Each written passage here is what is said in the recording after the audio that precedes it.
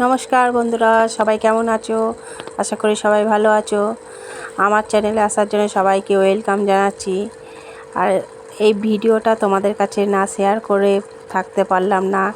এটা হচ্ছে একটা কাশ্মীরের ভিডিও। আমরা কাশ্মীরে বেড়াতে গিয়েছিলাম, সেই কাশ্মীরের ভিডিও তোমাদের কাছে শেয়ার করছি।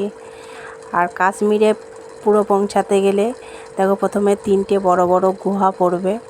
এই যে দেখো, প্রথমেই আমরা গুহার ভেতর দিয়ে যাচ্ছি। প্রথমে তো কী ভয় লাগছিল। গুহার ভেতরে যদিও বা আলো আছে, কিন্তু এই প্রথম গুহার ভেতর দিয়ে যাচ্ছি তো। তবে বাসে করে গুহার একটা গুহা পার হতে প্রায় 25 থেকে 30 মিনিট সময় লাগে। বড় বড় গুহা। তারপরে দেখো আমরা এই যে গুহা পার হয়ে চলে এসেছি।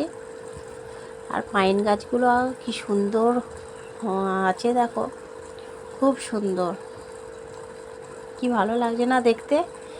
তবে বন্ধুরা বলে রাখি, আমরা যেই সময় গেছিলাম ব্যাড লাক, আমরা বরফ দেখতে পাইনি। এই যে এইগুলো ডিসেম্বর জানুয়ারি মাস করে গেলে বরফ পাওয়া যায়, আর আমরা গেছিলাম অক্টোবর মাসে, সবে বরফ জমতেছে। এইগুলো বরফ তখন পড়েনি।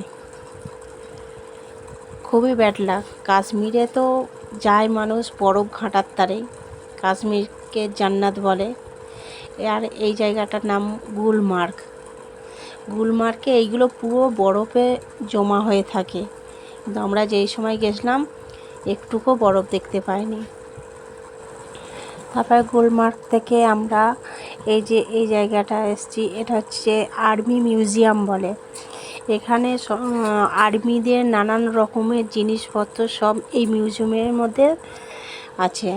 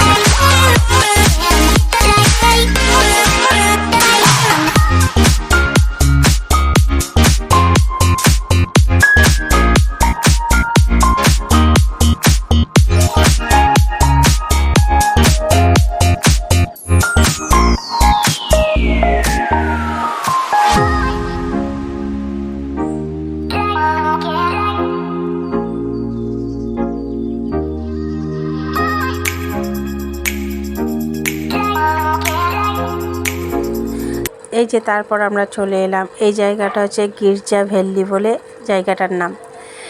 এখানে হচ্ছে অনেক হিন্দি বইয়ের শ্যুটিং হয়েছে। একটা জনপ্রিয় হিন্দি বইয়ে ববি দিয়ালের শ্যুটিং হয়েছে, হাম তুম কামরে মে বান্ধ। এই যে গানটা, এই বইটা এখানটায় শ্যুটিং হয়েছে। দেখো বন্ধুরা, ঠিক সিজনে যখন আসে জানুয়ারি মাস, ডিসেম্বর মাস, এইগুলো পুরো বরফে ঢাকা থাকে, স্নো নিয়ে খেলা করে। আর দেখো আমরা যাচ্ছি, কি অবস্থা, যেন মরুভূমি। কি কান্না পাচ্ছে না দেখে। এক আশা করে এলাম কাশ্মীরে, আর এক জিনিস দেখলাম। আর এই যে আমরা চলে এলাম সামারিংয়ে দেখো সবে এই যে বরফ পড়তে শুরু করেছে ওপরের পাথরটায়। এই নিচের পাথরে বরফ জমতে জমতে এখনো 1.5 থেকে 2 মাস লাগবে।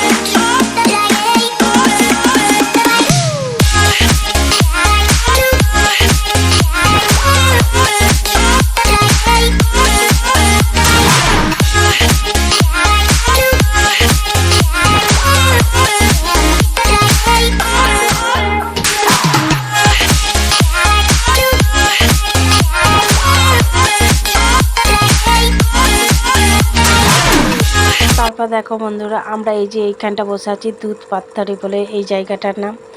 তবে সত্যি কথা বলতে এই জায়গাটা আমার খুব ভালো লেগেছে, ভীষণ ভালো লেগেছে।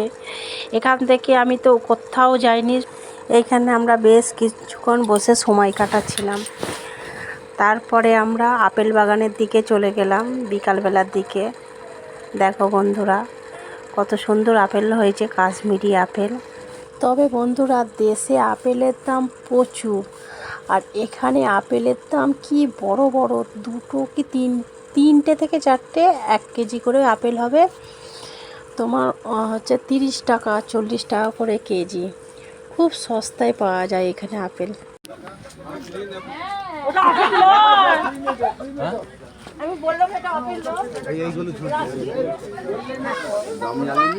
এই তো আপেল, হ্যাঁ 100 টাকা ফাইন।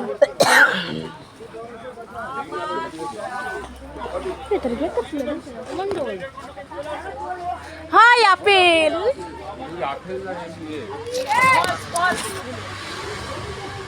শোনা আপেল ধর, আপেল ধর, হাই তো ধর ধর ধর ধর ধর ধর ধর, শোনা ধরো ধরো ধরো, ইয়েস টানবে নি তুলবে নি, এমনি ধরো এমনি ধরো ধরো ধরো আপেল।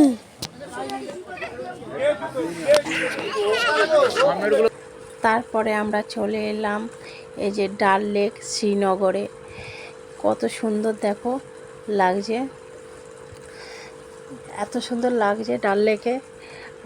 এখানে হচ্ছে তোমার 2 ঘন্টা 3 ঘন্টার করে গোটা লেকটা ঘুরবে। এই যে এর মধ্যে রান্না বান্নারা সব হয়।